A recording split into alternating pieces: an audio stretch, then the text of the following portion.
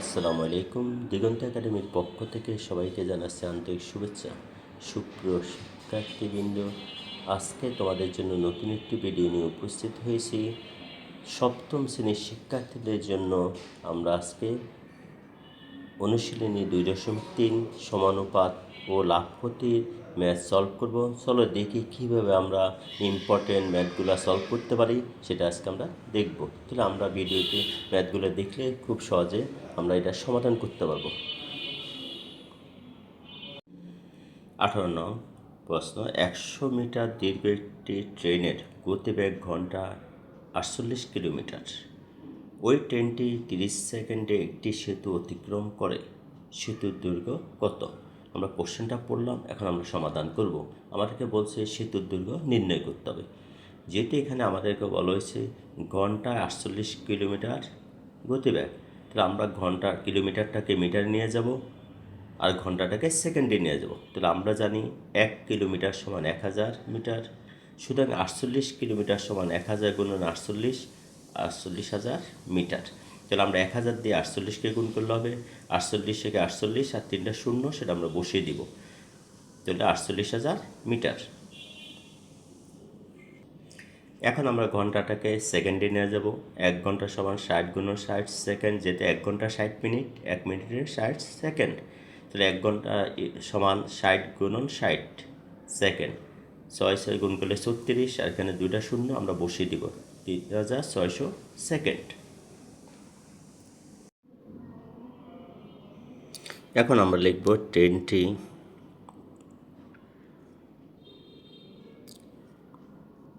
ট্রেনটি 3600 সেকেন্ডে অতিক্রম করে। 3600 সেকেন্ডে অতিক্রম করে। এত সেকেন্ডে অতিক্রম করে। অতিক্রম করে 48,000 মিটার। তাহলে আমরা লিখেছি ট্রেনটি 3600 সেকেন্ডে অতিক্রম করে 48,000 মিটার। সুতরাং ট্রেনটি 1 সেকেন্ডে অতিক্রম করে। ট্রেনটি 1 সেকেন্ডে অতিক্রম করে। যেহেতু 1 সেকেন্ড বলছে, তাহলে ভাগ হবে 3600 বসবে নিচে আর 48,000 বসবে উপরে। আমাদেরকে সবসময় মনে রাখতে হবে এখানে যে সংখ্যা থাকবে সেটা উপরে বসবে, আর এখানে যে সংখ্যা থাকবে সেটা নিচে বসবে। তাহলে 48,000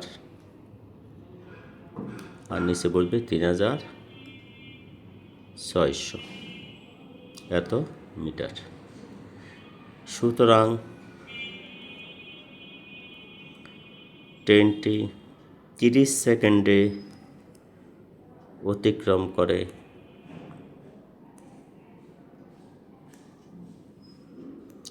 উপরে হবে 48,000 আর নিচে হবে 3600। আমরা এটা লিখে ফেলবো আগে, যেহেতু এখানে 30টা সবসময় এখানে যে সংখ্যা থাকবে সেটা উপরে বসবে, তো আমরা উপরে লিখলাম 30 এত মিটার। তাহলে ট্রেনটি 3600 সেকেন্ডে অতিক্রম করে 48,000 মিটার। সুতরাং ট্রেনটি 1 সেকেন্ডে অতিক্রম করে 3600 বসবে নিচে, 48,000 বসবে উপরে। মনে রাখতে হবে এটা সবসময় উপরে বসবে ডান পাশের সংখ্যাটা, আর বাম পাশের যে সংখ্যাটা এটা নিচে আমরা 1 লিখব, তখন এটা নিচে বসবে, কারণ এখানে ভাগ হবে। সুতরাং ট্রেনটি 30 সেকেন্ডে অতিক্রম করে।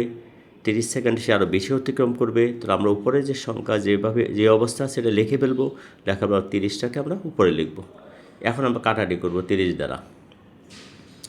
30 দ্বারা যেটা আমরা কাটি, এখানে মনে মনে একটা শূন্য কাটা যাবে। শূন্য সরাসরি কখনো কাটা যায় না, সেই জন্য আমরা একটা শূন্য মনে রাখবে যে এই শূন্য কাটা যায়, থাকে 3কে 3 দ্বারা ভাগ করলে 1, আর 3 দ্বারা 3কে ভাগ করলে হবে 1, আর 3 দুগুণে 6, আর একটা শূন্য থাকে।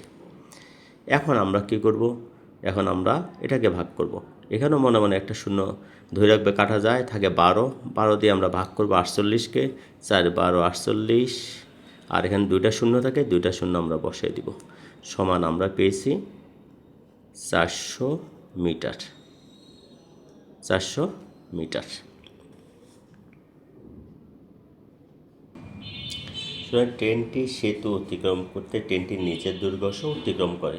তো আমাদেরকে এই অঙ্কের সবচেয়ে গুরুত্বপূর্ণ লাইন এই লাইনটি আমরা শিখে নেব। ট্রেনটি সেতু অতিক্রম করতে ট্রেনটির নিজের দুর্গস অতিক্রম।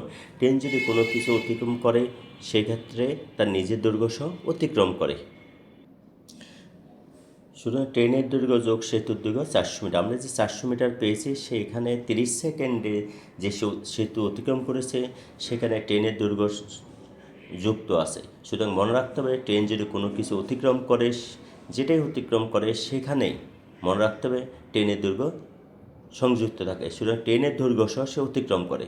সুতরাং ট্রেনের দৈর্ঘ্য যোগ সেতুর দৈর্ঘ্য ইকুয়াল টু 400 মিটার। সুতরাং সেতুর দৈর্ঘ্য 400 বিয়োগ 100 300 মিটার।